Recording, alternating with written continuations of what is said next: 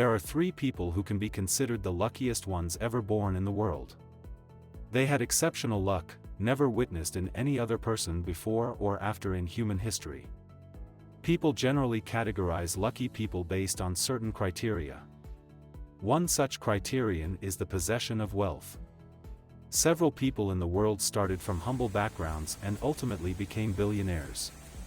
Microsoft's owner Bill Gates, Apple company's Steve Jobs, Amazon's Jeff Bezos, Tesla company's Elon Musk, and well-known investor Warren Buffett are just a few names, but none of them is entitled to claim being one of the 3 exceptionally lucky people in the world. The second criterion is family background and lineage. Kings, queens, princes, princesses, and other members of many royal families in the Middle East, Europe, and other countries are also regarded as lucky persons, but they are in large numbers.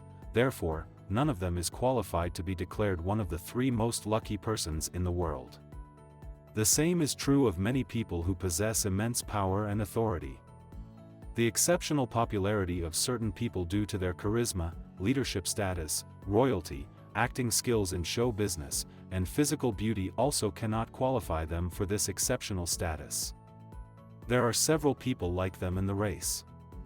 The same situation exists with so many people who have survived various accidents, like Croatian Frane Selak, who claimed to have survived several fatal accidents in his life, and Vesna Vulovic, a Serbian flight attendant, who survived the highest fall of 10.6 kilometers, or 33,330 feet, without a parachute.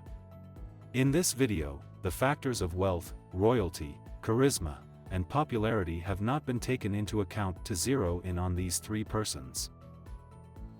The 3 luckiest people have been selected after careful consideration due to their exceptional circumstances, which ensure they cannot have competitors in recorded history or the foreseeable future. Queen Elizabeth II of the United Kingdom is the first person on the list of the 3 luckiest people ever born in the world. There are several reasons for her selection as an exceptionally lucky person in the world. Firstly, Queen Elizabeth II had the very remotest possibility, bordering miracle, to become the Queen. It was her sheer luck that she got monarchy. The crown belonged to her uncle Edward David, who was the eldest son of King George V. Queen Elizabeth was the daughter of King George V's second son. Therefore, the monarchy was supposed to go to the eldest son and, after him, to his offspring. Queen Elizabeth practically stood no foreseeable chance of becoming the queen. It was rumored that when she was a child, she once asked her uncle and future king, King Edward VIII, whether one day she would become the queen. Her uncle laughed heartily at her little niece's innocent question and replied in the affirmative. He did not want to break the heart of the young princess, but that affirmation proved prophetic, and ultimately Elizabeth became the queen. But was it unexpected? Her grandfather was King George V, who ruled the United Kingdom from May 1910 to 1936. When Queen Elizabeth was just 3 years old in 1929, King George V shared his thought for the first time that his granddaughter would one day ascend to the British throne. He said to the Queen's father that his eldest son Edward would never rule the United Kingdom as the king, and if he became the king, then he would abdicate the monarchy.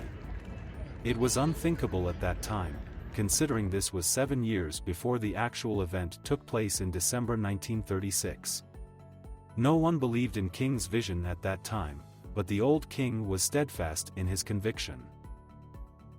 In January 1936, the eldest son of King George V, Edward, became King Edward VIII after his father's death. However, King George's vision came true in December 1936, when the new king stunned the world as well as his royal family by abdicating the throne to Mary Wallace Simpson, his divorcee American mistress, thus throwing the 10-year-old Elizabeth into the direct line of succession. It had never happened in history that any king had abdicated his throne voluntarily due to his love and passion. Queen Elizabeth's father, Prince Albert, became king in December 1936 and took the title of King George VI, and his elder daughter now became his immediate heir, the very first in line.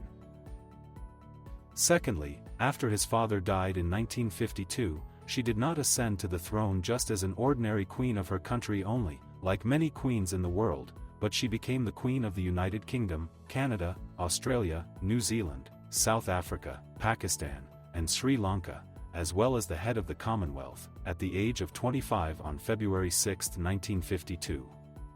Thirdly, she reigned for 70 years and 214 days and died on September 8, 2022, and her tenure was the longest of any British monarch that has ever ruled the United Kingdom. Thirdly, she had the longest verified reign of any female monarch in history.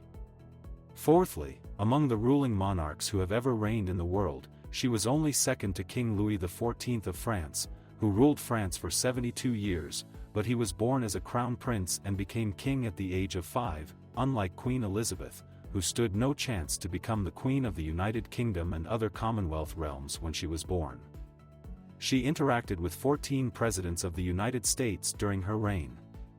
Fifthly, as compared to King Louis XIV, she ruled over vast territories in Europe, Asia, America, Australia, and Africa. It was her exceptional luck that she was queen regnant of 32 sovereign states throughout her lifetime and reigned over the 500 million or so inhabitants of what was then known as the British Commonwealth and Empire. She was the monarch of 15 realms by the time of her death. She was a popular queen throughout her life. The second such lucky person is Tsutomu Yamaguchi, a Japanese marine engineer who survived both the Hiroshima and Nagasaki atom bombs during World War II. Yamaguchi lived and worked in Nagasaki, but in the summer of 1945, he was in Hiroshima for a 3-month-long business trip. On August 6, he was preparing to leave the city with 2 colleagues and was on his way to the train station when he realized he had forgotten his henko, a type of identification stamp common in Japan, and returned to his workplace to get it. At 8:15 in the morning, he was walking towards the docks when the first atom bomb was dropped on Hiroshima by the American B-29 bomber, only 3 kilometers away from him. The explosion ruptured his eardrums, blinded him temporarily, and left him with serious radiation burns over the left side of the top half of his body. After recovering, he crawled to a shelter, and, having rested, he set out to find his colleagues. They had also survived, and together they spent the night in an air raid shelter before returning to Nagasaki the following day. In Nagasaki, he received treatment for his wounds, and, despite being heavily bandaged, he reported for work on August 9.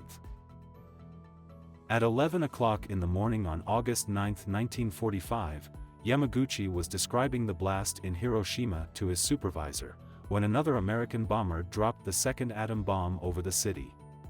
His workplace again put him 3 kilometers from ground zero, but this time he was unhurt by the explosion.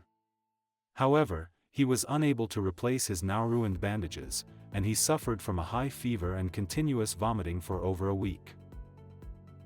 Japan officially recognized him as the sole survivor of both atomic bombs dropped on Hiroshima and Nagasaki. He died of stomach cancer on January 4, 2010, at the age of 93. The third person on this list is Russia's dictator, Joseph Stalin, who ruled Russia for 29 years, from 1924 to 1953.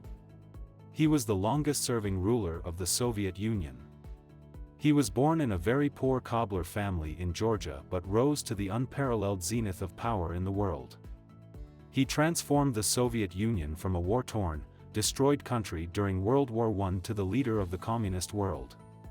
He was a self-made man who achieved all his distinctions through his intelligence, political skills, and sheer willpower. No one ever helped him in his position to become the most powerful man in the world. He has been chosen as one of the 3 exceptional luckiest people due to various reasons. First, he was the undisputed ruler of the Soviet Union.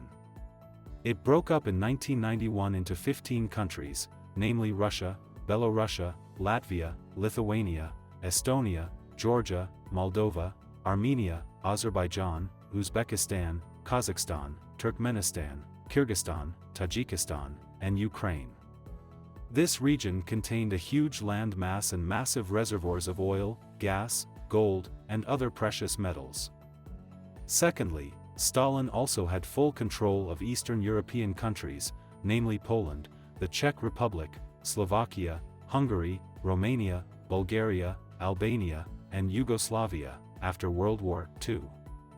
He had seized even half of Germany in the form of a newly created country called East Germany. Thirdly, he was considered the undisputed leader of the communist bloc countries.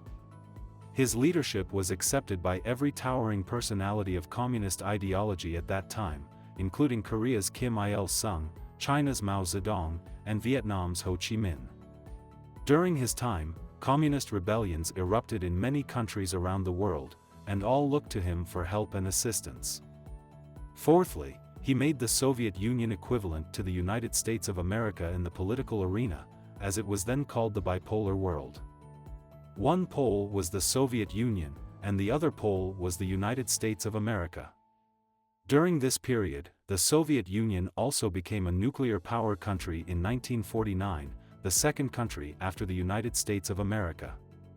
Fifthly, he was considered the Lord of Life and Death in the Soviet Union during his rule and caused the death and destruction of millions in the politically motivated trials in the concentration camps, collectivization policy, famine, terror campaigns, diseases, and torture camps. Despite such a level of unprecedented cruelty and high-handedness, he never faced any serious threat to his authoritarian rule until his death in 1953. Sixthly, Germany's Hitler was unstoppable in his campaign to control Europe until he invaded the Soviet Union in June 1941, which was under Stalin's rule. From that day on, Hitler's fate eclipsed as Stalin proved so lucky that the Soviet Union, under his leadership, became the first country to hand the first defeat to Hitler, followed by the death and destruction of a large number of German forces in the Soviet Union that contributed to Germany's ultimate defeat and Hitler's suicide in 1945. During this war, more than 25 million people from the Soviet Union were killed. Seventhly, during his era, communist and socialist parties emerged in every country in the world, and all regarded Stalin as its leader. It was a unique situation, as his leadership and influence were felt in every country and continent of the world. Billions of people with communist ideology acknowledged his authority and leadership. Never in recorded history has anyone come to this world with such universal influence and following around the globe.